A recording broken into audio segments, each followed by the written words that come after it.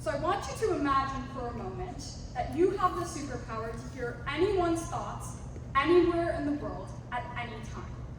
This is pretty cool, right? I mean, you could know why your boss is so cranky all the time. You could ace any test. You could find out whether your parents actually love each other. Although I don't recommend finding the answer to that one. Okay, now imagine that you become so entrenched in this ability that you can't stop. Everywhere you go, you have to know what everybody is thinking, no matter what, just in case you miss out on something important. This doesn't sound so much like a superpower anymore, more like a curse. Now what if I told you that your brain already does this? Do me a favor, take out your phones. Open your most used social media. There it is, your ability to see everything, everywhere, all at once.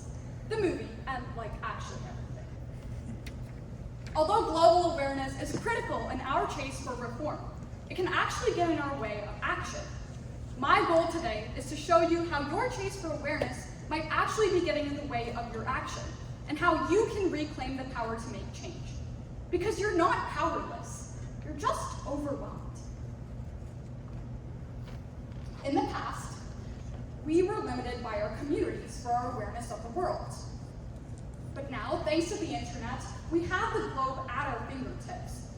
But that can make it hard to separate ourselves from the constant stream of negative news coming towards us at all times. And of course, that makes us feel overwhelmed. I mean, how are we meant to feel empowered when we are so small and the world is so big? If we are constantly aware of the suffering of the people around us in such large quantities, then how are we meant to feel empowered to change it at all? I thought the same, and I wondered how this translates to a global problem, like climate change. What happens when an individual is faced with a problem that affects billions of people? Well, they go on national television and rant about how climate change is a hoax. Or they just become so overwhelmed that they become complicit with inaction. In fact, the Pew Research Center finds that 59% of Americans believe that climate change will be a very big threat to their lives. But only 30% of Americans are willing to make significant changes in their lives to combat it. But why? Why is it that we are so scared of climate disaster, but we don't feel empowered to do anything about it? For years, climate scientists have been trying to get the public's attention with threatening news headlines and alarming statistics. Now, we have that attention, but from a public that is so paralyzed by their fear that they are unable to act. But I have to ask, if we don't do it, who will do it for us? Who has power if not us? If I really feel like I can't do anything about climate change, then should I just be complicit with inaction? This creates a kind of cognitive dissonance. Let's say that I think that climate change hurts billions of people. Pretty reasonable, right? Then, let's say that I feel like I can't stop climate change. When my actions and my beliefs don't line up, I don't feel empowered, and I start getting anxious. I'm uncomfortable with this, so I change my belief. If I really don't believe that I can do anything about climate change, my belief will change to support my inaction. And so we can see how our inability to believe that we are powerful in the fight against the climate crisis can actually hurt us in the long run. In fact, a study done at the University of Victoria in Wellington, New Zealand, found that powerlessness is among the top 3 predictors of whether or not somebody takes action on climate change. But don't worry, you're not alone.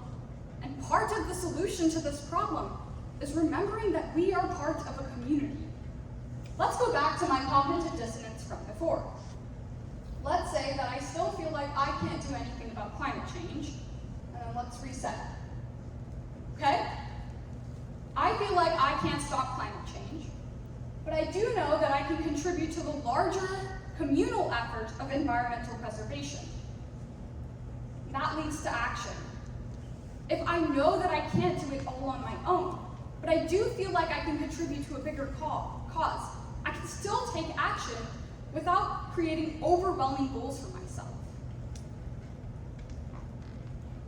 The time to act is now. We need to have hope. We don't need more fear. We don't need more awareness, even.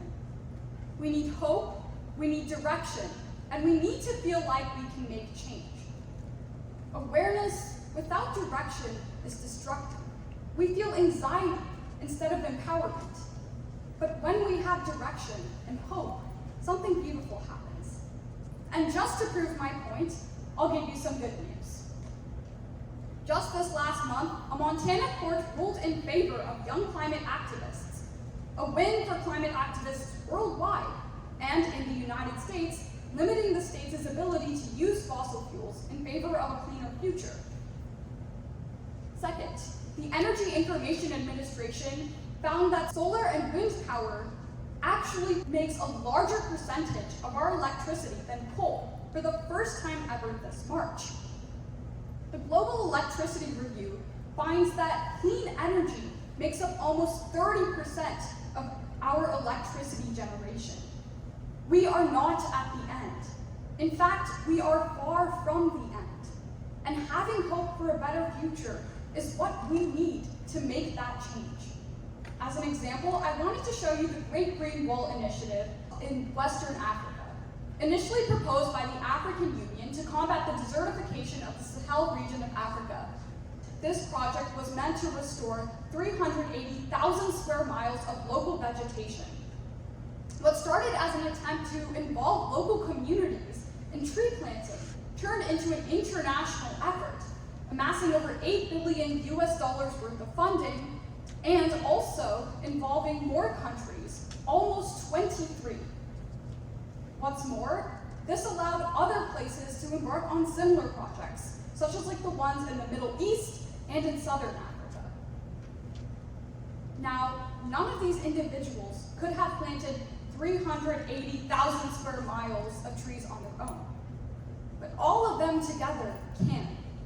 And it shows us that we can use our communal efforts to create large impacts, even if each of us isn't fully powerful. So, how can we escape the clutches of hopelessness? First, we can focus on what's in our control. We can vote for legislators that believe that climate change is real. We can also change our personal habits. And we can donate to organizations that center around climate change. Second, we can be mindful of how we consume news. The next time you open your phone to look at the news, think about why you're doing it. Are you looking for a way to change yourself or your community? Or are you unintentionally feeding your anxiety by compulsively seeking bad news? I mean, that's not to say that you'll never see bad news or that you'll never feel scared. But when you have those fears, take that opportunity to discuss them. Doom scrolling is a lonely spiral, but discussion is its collaborative solution. And when the APA reports that 2/3 of Americans feel some sense of climate anxiety, we are not alone in this overwhelm. When we share our fears and concerns for our world, we're able to come together and create change. So let's go back to the question from the beginning. How can we reclaim our power to make change? Well, the answer is in the question. We. I can't change the world alone, but we